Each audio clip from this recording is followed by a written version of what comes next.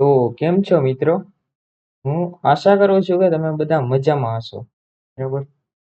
Last લેક્ચરમાં આપણે variables, data types અને ઇનપુટ ઇન C++ ની વાત આપણે ચર્ચા કરી હતી.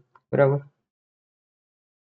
હવે આજે આપણે જે લાસ્ટ લેક્ચરમાં મેં તમને જે કોન્સેપ્ટ શીખવાડ્યા હતા એની આપણે થોડીક પ્રેક્ટિસ કરશું કે જેથી કરીને એ તમારા કોન્સેપ્ટની ગ્રીપ છે એ સ્ટ્રોંગ થઈ જાય. એ આગળના કોન્સેપ્ટ તમને કામ આવશે ફ્યુચરમાં. બરાબર. તો હવે તમે સ્ક્રીન ઉપર જોતા જશો કે ભાઈ આપણી પાસે 4 ક્વેશ્ચન્સ છે. એ ક્વેશ્ચન્સ હું સોલ્વ કરું એ પહેલા તમારે લેક્ચરને પોઝ કરી તમારી જાતે સોલ્વ કરવાની ટ્રાય કરવાની છે. બરાબર. કોડ કરીને. બરાબર. તો આપણે સ્ટાર્ટ કરીએ ફર્સ્ટ ક્વેશ્ચનથી. ફર્સ્ટ ક્વેશ્ચન કંઈક એવું કહે છે, in a program input the side of a square. બરાબર. હવે આપણે ફર્સ્ટ લાઈન વાંચી એમાંથી આપણે ખબર પડે કે ભાઈ ક્વેશ્ચનને કંઈક એવું કહેવા માંગે છે કે ભાઈ સાઇડ ઓફ સ્ક્વેર છે એ આપણે યુઝર પાસેથી ઇનપુટ કરાવવાની છે.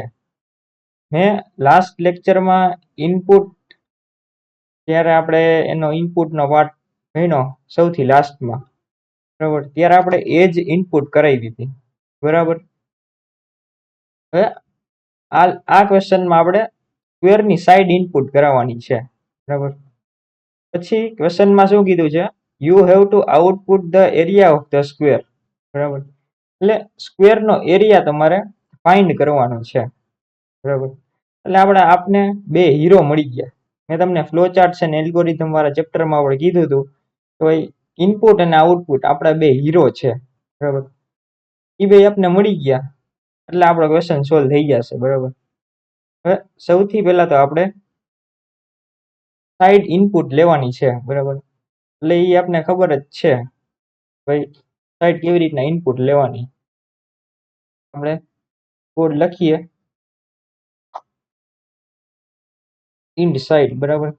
પેલામાં આપણે સાઈડ એઝ અ વેરિયેબલ આપણે કમ્પાઇલરને કહી દીધું કે ભાઈ એક મેમરીમાં ક્રિએટ કરો સ્પેસ સાઈડ નામની. બરાબર. સાઈડ વેરિયેબલ નામની. બરાબર. આપણે સી ઇન કરી દેશું સાઈડને. બરાબર. એટલે યુઝર સાઈડ વેરિયેબલમાં કોઈ પણ નંબર ઇનપુટ કરાવશે. બરાબર. પછી આપણે સી આઉટ કરી દેશું કે ભાઈ એરિયા શું થશે એનો.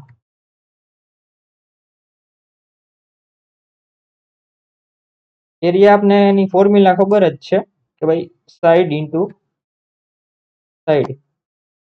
બરાબર. એન્ડ લાઈન કરી દેશું જેથી કરીને આપણું આઉટપુટ છે એ નેક્સ્ટ લાઈનમાં પ્રિન્ટ થાય. બરાબર. અને છેલ્લે રિટર્ન 0 કરી દેશું. આ ઓપ્શનલ છે, તમારે કરવું હોય તો ચાલે. બરાબર. હવે આ જે કોડ છે એને આપણે રન કરશું.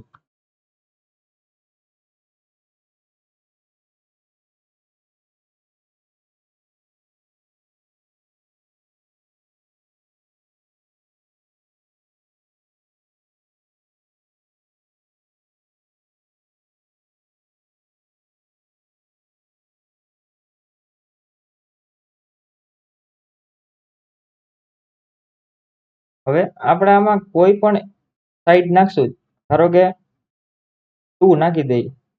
બરાબર. તો આપણે એરિયા આવશે 4. બરાબર. જે આપણે નંબર એન્ટર કરાવ્યો છે એનું ઈ જ નંબર સાથે મલ્ટિપ્લિકેશન કરીને એનો એરિયા આવશે, કારણ કે એરિયાની ફોર્મ્યુલા છે સાઈડ ઇન્ટુ સાઈડ.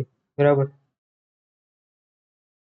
ધારો કે આપણે કોઈ પણ મોટો નંબર નાખીએ તો પણ એની ઈ જ આવશે. જેમ કે આપણે 48 નાખીએ તો 48 નો સ્ક્વેર શું થાય તો કે ભાઈ 2304. બરાબર. હવે આપણે નેક્સ્ટ ક્વેશ્ચન તરફ જઈએ. આ તમને કોડ સમજાય જ ગયો હશે. આમાં બહુ કઈ ડિટેલ એક્સપ્લેનેશનની જરૂર નથી મારા ખ્યાલ મુજબ. બરાબર. અને આપણે કોમેન્ટ આઉટ કરી દઈએ હાલ પૂરતું. બરાબર. હવે ક્વેશ્ચન 2 કંઈક એવું કહેવા માંગે છે કે enter cost of 3 items from the user.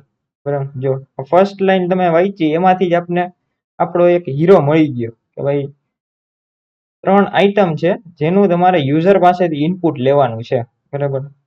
અને શેમાં? તો ઈ ખાસ ધ્યાન રાખજો. જો ફ્લોટ ડેટા ટાઈપમાં આપણે ઇનપુટ લેવાનું કીધું છે, ઇન્ટીજર ડેટા ટાઈપમાં નથી કીધું, બરાબર. તો ભાઈ એક પેન્સિલ, એક પેન અને એક ઇરેઝર, ઈ 3 વસ્તુનું આપણે ઇનપુટ લેવાનું કીધું છે યુઝર પાસેથી. અને you have to output the total cost of the items back to the user as there bill. એટલે જેની ટોટલ કોસ્ટ છે, એટલે ઈ ત્રણેયનો તમારે સમ કરી અને એક બિલ જેવું બનાવવાનું છે અને ઈ તમારે યુઝરને આઉટપુટ દેવાનું છે, બરાબર. તો હવે ઈ કેવી રીતના થશે ને ઈ આપણે જોઈએ. પેલા તો આપણે 3 આઈટમ્સનું આપણે યુઝર પાસેથી ઇનપુટ લેતા તો આવડે જ, બરાબર. બીજું કઈ આવડે કે ન આવડે, બરાબર. પેલા તો 3 વેરિયેબલ બનાવીએ આપણે, બરાબર. ભાઈ ફ્લોટ, પેન કોસ્ટ,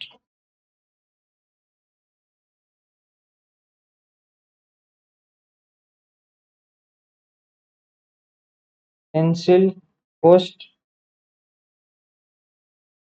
અને ઇરેઝર કોસ્ટ. આમે 3 વેરિયેબલ બનાવ્યા કે જેમાં એની જે પ્રાઇસ છે એ ત્રણેય વસ્તુની ઈ ત્રણેયની સેપરેટ સ્ટોર થશે, બરાબર. પેલા તો આપણે એન્ટર કરી દેશું કે ભાઈ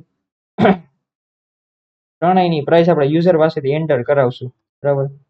કોઈ પેન કોસ્ટ છે, પેનની જે કોસ્ટ છે એ આપણે યુઝર પાસેથી ઇનપુટ કરાવી દઈશું.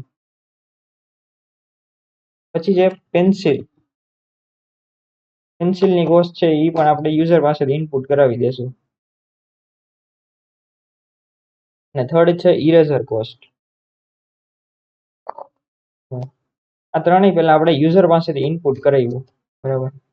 હવે જે ટોટલ કોસ્ટ છે આપણે ફ્લો ચાર્ટ્સ એન્ડ સુડોકોડ વાળા ચેપ્ટરમાં ભણી ગયા. તો ભાઈ એક આપણે 2 વેરિયેબલનો સમ આપણે કરતા, જેમાં આપણે સમ વેરિયેબલમાં એની જે સમની જે વેલ્યુ છે એડિશનની જે ટોટલ વેલ્યુ આવે એ આપણે સમમાં સ્ટોર કરાવતા, બરાબર. એવી જ રીતના આપણે અત્યારે ટોટલ નામનો એક વેરિયેબલ લઈએ છીએ ને આપણે ફ્લોટમાં કીધું છે એટલે આપણે ફ્લોટિંગ ડેટા ટાઈપમાં આપણે કન્વર્ટ કરશું એને. પછી આ પેન કોસ્ટ છે પ્લસ પેન્સિલ કોસ્ટ છે અને પ્લસ ઇરેઝર કોસ્ટ છે. ત્રણેયનો આપણે સમ કરશું, બરાબર. આ સેમિકોલન કરતા ભૂલતા નહીં તમે, બાકી તમારા કોડમાં એરર આવશે, બરાબર. એ એક ખાસ ધ્યાન રાખજો, બરાબર. હવે આપણે સી આઉટ કરી દેશું ટોટલ કોસ્ટ,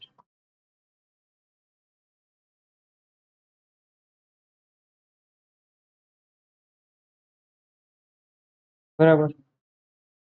એ આપણી પાસે છે ટોટલ કોસ્ટ નામના વેરિયેબલ, ટોટલ નામના વેરિયેબલમાં, બરાબર.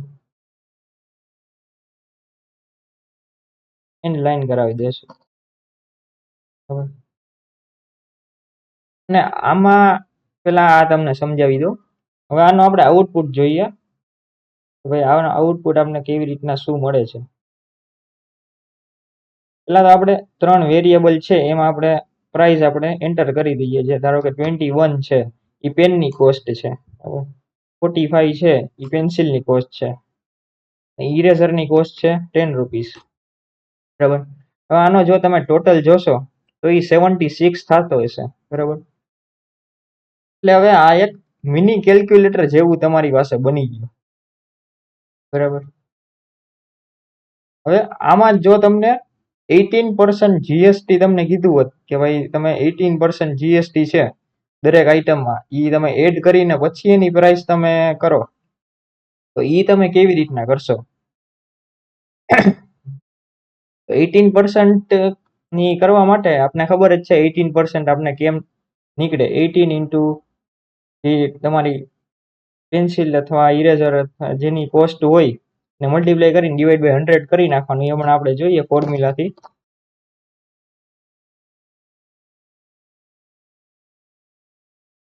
ટોટલ વિથ જીએસટી,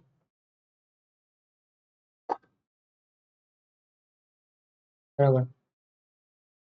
હવે તો કે ભાઈ જે આપણી પાસે ટોટલ છે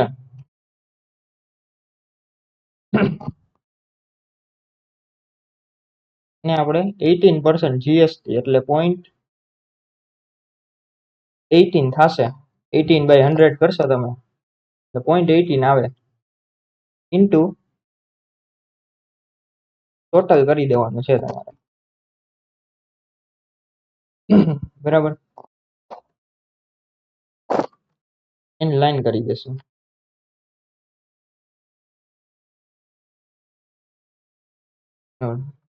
બસ આટલો જ ફેર હતો.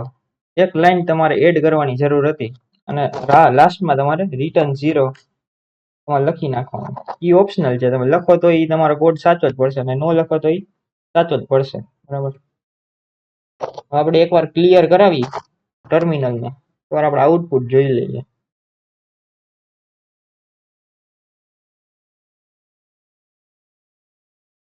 એટલે આપણે પેનની કોસ્ટ એન્ટર કરીએ. હજી પેન્સિલની 25 ને ઇરેઝરની જગ્યાએ ભાઈ 10 છે. એ આપણે આવી 59 અને એમાં 18% એડ થયું એટલે કે ભાઈ 69.62. એ આપણી પાસે ડેસિમલમાં આવ્યું.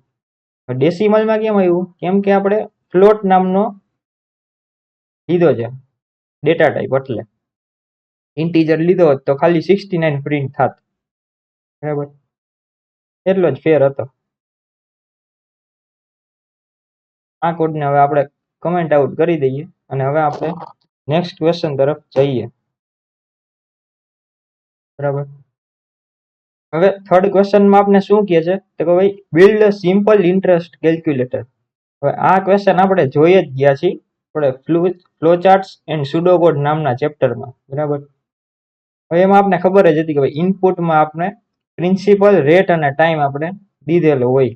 બરાબર, અને ઇનપુટમાં આપણી એક ફોર્મ્યુલા છે સિમ્પલ ઇન્ટરેસ્ટની, PRT/100. બરાબર, એ મેં તમને ફ્લો ચાર્ટ્સ એન્ડ સુડોકોડ નામના ચેપ્ટરમાં બી કીધું હતું. તો હવે આપણે એનું કોડ જોઈએ કે ભાઈ કોડ કેવી રીતના થાય છે. પેલા તો આપણે PRT જે વેરિયેબલ છે એ આપણે મેમરીમાં ડિક્લેર કરી દઈએ. બરાબર, પેલા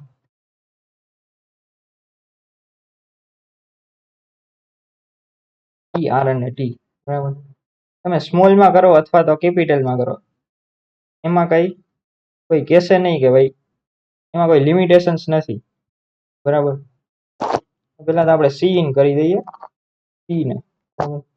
એવી જ રીતના આર અને ટી ને કરવાનું છે તમારે. PRT થઈ ગયું. હવે તમારે સિમ્પલી આઉટપુટમાં PRT ની સિમ્પલ ઇન્ટરેસ્ટ તમારા આઉટપુટમાં દઈ દેવાનો છે. બરાબર,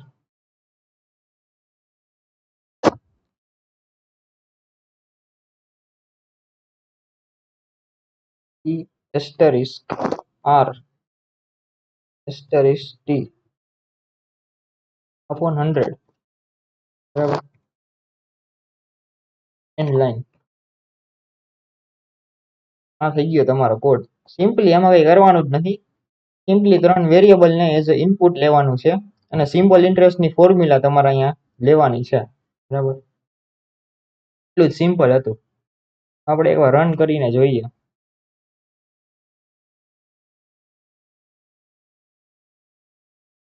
ધારો કે મેં પ્રિન્સિપલની વેલ્યુ 10,000 લીધી. બરાબર, રેટ મેં લીધો 6%. બરાબર, અને ટાઈમ મેં લીધો 2 years. બરાબર, તો સિમ્પલ ઇન્ટરેસ્ટ થયો તમારો 1200 રૂપીસ. આ સિમ્પલ ઇન્ટરેસ્ટ છે એ ક્યાં વપરાય એ હું તમને થોડોક નોલેજ માટે ઇન્ફોર્મેશન દઈ દઉં. પેલા તો સિમ્પલ ઇન્ટરેસ્ટ છે ને એ બેંકમાં આપણે વપરાતો હોય છે.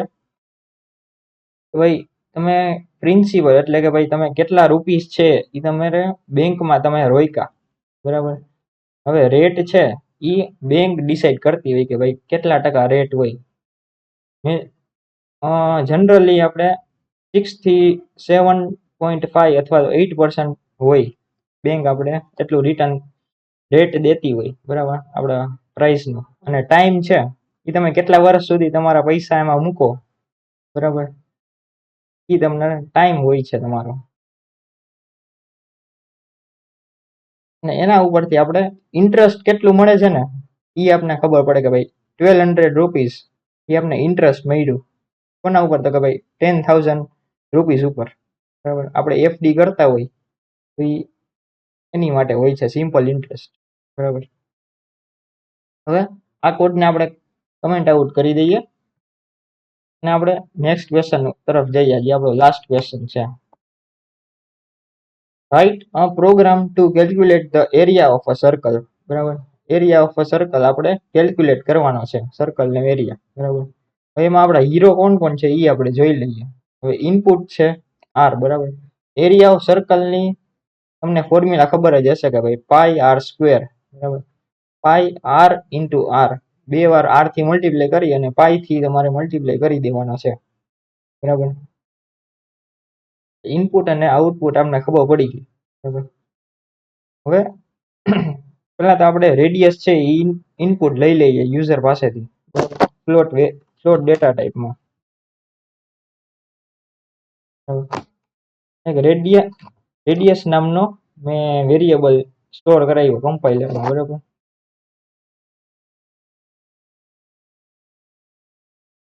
હું રેડિયસ ને ઇનપુટ લઈ લઉં છું, બરાબર. અને સી આઉટ આપણે કરી દઈએ કે ભાઈ એરિયા એનો શું થશે.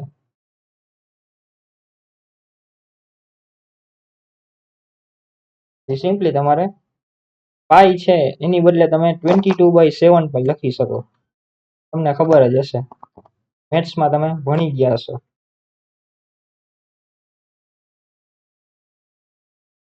એવા રેડિયસ થી તમે મલ્ટીપ્લાય કરશો અને એન્ડ લાઈન કરશો, બરાબર, તો તમારો એરિયા આવી જશે. હવે એસ્ટરિસ્ક એક તમને કહી દઉં કે ભાઈ એસ્ટરિસ્ક છે એ તમારે કઈ રીતના આવશે કે ભાઈ શિફ્ટ અને 8 દબાવશો તમારી સ્ક્રીન ઉપર, તમારા કીબોર્ડમાં શિફ્ટ અને 8 છે એ તમે પ્રેસ કરશો એટલે તમારે એસ્ટરિસ્ક જે સિમ્બોલ છે એ પ્રિન્ટ થઈ જશે. આ તો જો કોઈને ન ખબર હોય તો, બરાબર. ક્લિયર. હવે આપણે કોડ રન કરીએ. આપણે ગમે તે કોઈ રેડિયસ આપણે પ્રિન્ટ કરાવી દેશું, ધારો કે પાઈ છે, આપણે એરિયા આવી ગયો 75, બરાબર. 5 સેન્ટીમીટરની આપણી પાસે સર્કલ હોય એનો એરિયા આપણે 75 આવશે સેન્ટીમીટર સ્ક્વેર, બરાબર. એવું આપણે આ પ્રોગ્રામ કીએ છે, બરાબર. ધારો કે આપણે ગમે તે કોઈ બીજી વેલ્યુમાં ટ્રાય કરીએ,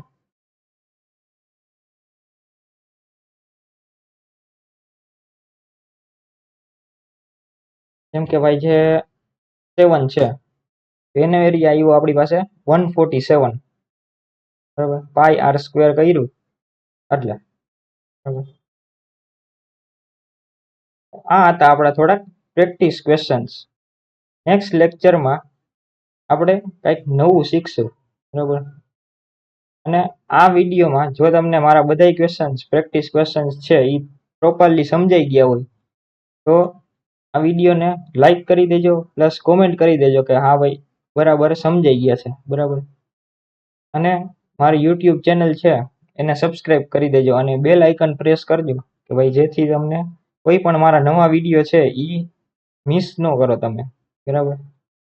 તો તમે તમારો કિંમતી ટાઈમ કાઢીને મારો વિડીયો જોયો તે બદલ ખૂબ ખૂબ આભાર, બરાબર.